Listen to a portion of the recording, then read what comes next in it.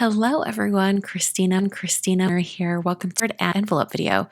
Today I'm going to be using this envelope that I made in a previous video. I'll have it linked up in the top corner. I showed how to create this DIY envelope for a 5x7 card.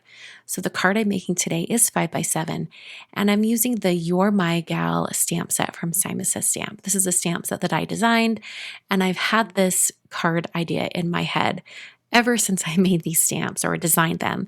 So here we are. I'm going to go ahead and make that card design that I've had planned.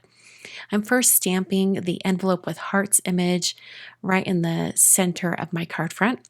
And then I'm going to stamp the You're My Gal greeting right beneath it. Now, I'm going to use a really pretty kind of purpley periwinkle color for this large greeting. The color is called Heather from Simon, and it just happens to match this pattern paper on the envelope perfectly. That pattern paper is from Craft Consortium. I'll have it linked down below in the supplies. But in order to get a really good stamped impression with this greeting, because it's a brand new stamp set, I just ran my fingertip over the surface of the stamp. That kind of conditions it a little bit and helps the ink stick to it more. But even so, I did need to stamp it twice. So I did stamp my greeting twice so that I could get a really, really solid colored greeting. And I think that looks so great right there. So using those same colors as inspiration, I grabbed some Copic markers and started coloring the stamped image. Now, I knew I was going to be using Copics, so when I stamped this image, I actually used intense black ink from Honeybee. So this was stamped with a Copic friendly ink, and then I'm just coloring all of the hearts with some Copic markers.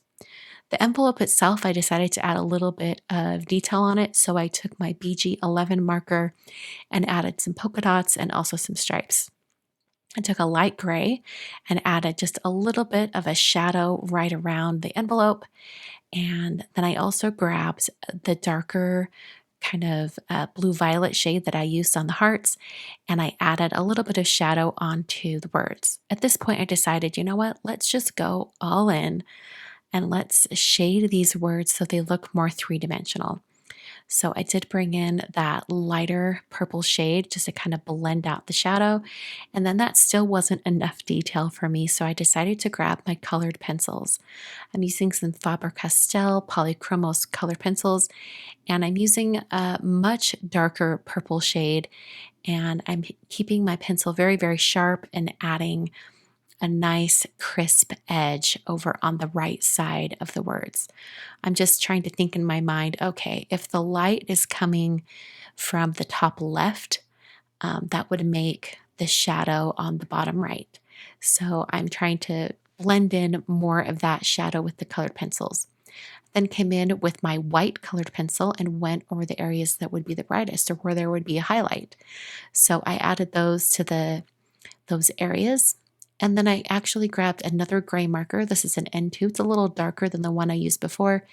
And I added a shadow just right to the side of my words. And that added more dimension. I also took that same marker and added some shadow to the envelope and the hearts.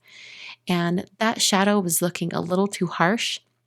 So I did actually come back with a slightly lighter gray marker. I think I just used the same one that I used before, or actually, I think I used an N0. Yeah, here we go. Use an N0, and that just kind of softened a little bit of that shadow, just so it wasn't so stark. So now I'm going to take another greeting from the stamp set and I'm stamping it in VersaFine Onyx Black ink. And this is going to overlap the very bottom of the You're My Gal phrase. And then it just says Happy Galentine's Day, which is super fun. I love the whole idea behind Galentine's Day. It's sort of just like supporting your female friends, all the gals in your life. I think it's really fun. So there is my card. So for the envelope, big thank you to Kathy for allowing me to use her address today. If you would like to submit your address for consideration for future mail call envelopes, or I should say mail art envelopes, go ahead and use that link down below in the video description.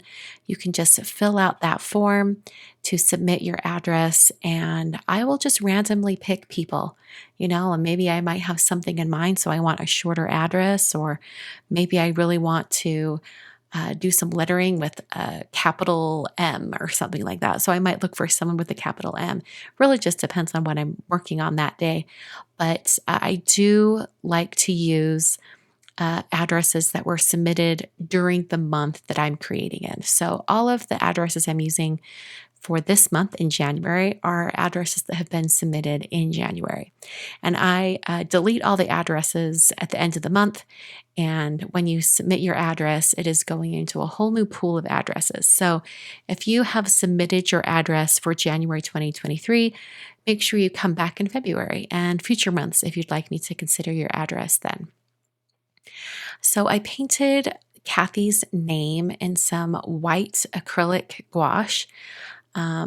And I just painted that on, and then I took a black brush tip marker and I'm going around the outer edge. This is just really going to help Kathy's name stand out, and it also gives me a nice black area to put her street address. I like to, for most of my mailer envelopes, I like to have the person's name embellished really large, maybe with some specialized lettering.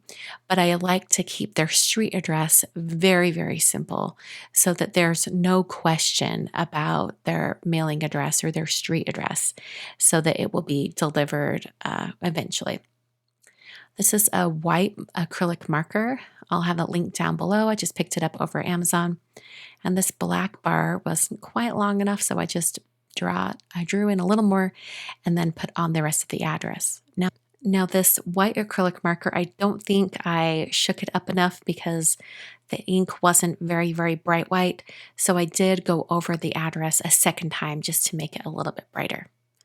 So I grabbed another gray marker, another gray Copic, and I just added some shadow along her name and also those two horizontal bars at the bottom with the street address.